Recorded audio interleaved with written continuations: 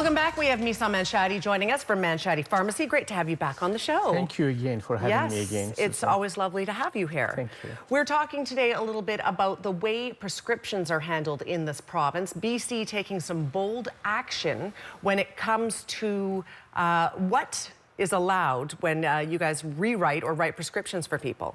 Correct. In June, basically a couple months ago, the College of Physicians and Surgeons came with certain standard and guidelines for physicians that they write opiates, sedatives, and stimulants. And it's changed the way we practice medicine. And what are those changes? How did it used to be and how is it supposed to be now?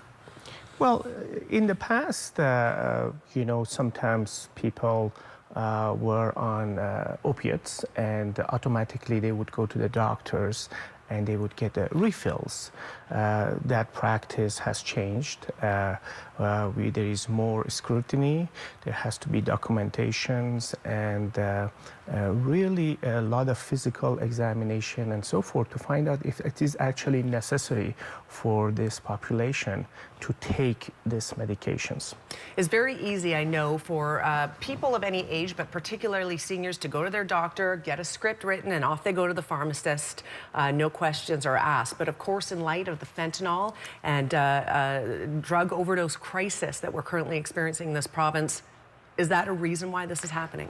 Very correct, absolutely. The first half of 2016, there was 400 people that died of overdose as a result of using illicit drugs. Mm-hmm. And when you compare it to vehicle accidents, which is average, perhaps 300 fatality per year, you see where we are standing. So that's one of the reasons, but there are also different reasons. That's why the College of Physicians and Surgeons have taken this bold action to decrease the abuse of narcotics and diversions of that to the streets.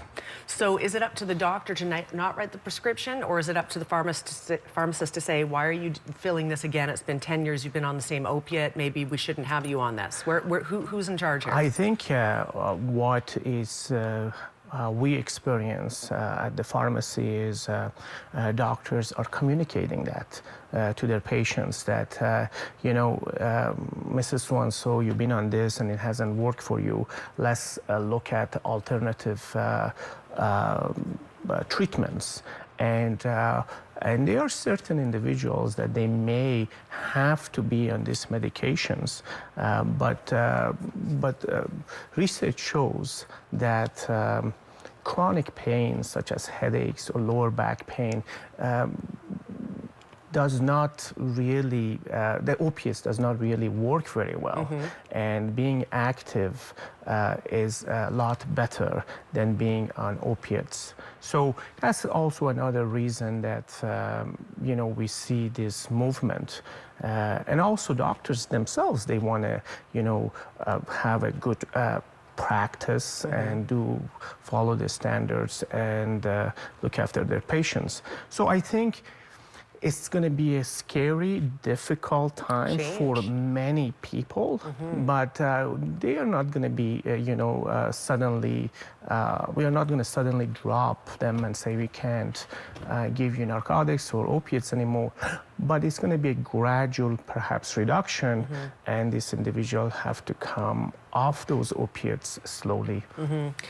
Tell me this, of the people you've seen come through the door that you've dealt with and talked to about this, has it been received well? Are some people a little cranky about the idea of having to change and maybe going off a prescription they're so used to taking?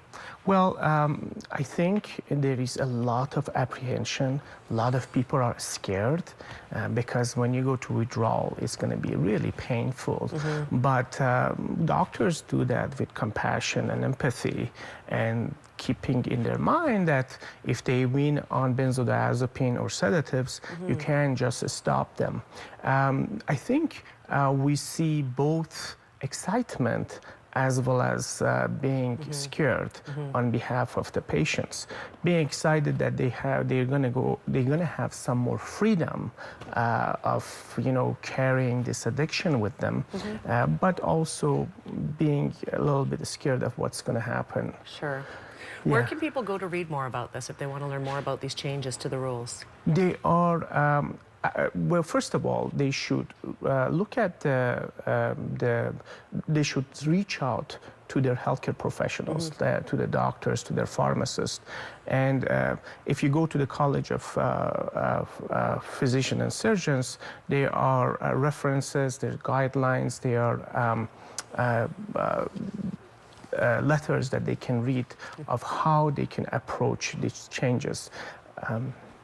It's smart. It's a healthier move in our community to I go think towards. so. I really do think so. I think there has been a little bit of pushback from everyone, but I think at the end of it, I think the college and the Ministry of Health have done a good job of decreasing this problem in our communities. Yes, and hopefully that decrease will continue. Missagh, thank you for being here. We are out of time. Always appreciate having you on the show. I am always happy to be here. Thank you. My pleasure. If you would like more information on this topic, you can also call Manshadi Pharmacy. You can also go online to manshadipharmacy.com. We are back after a quick break. Stay with us.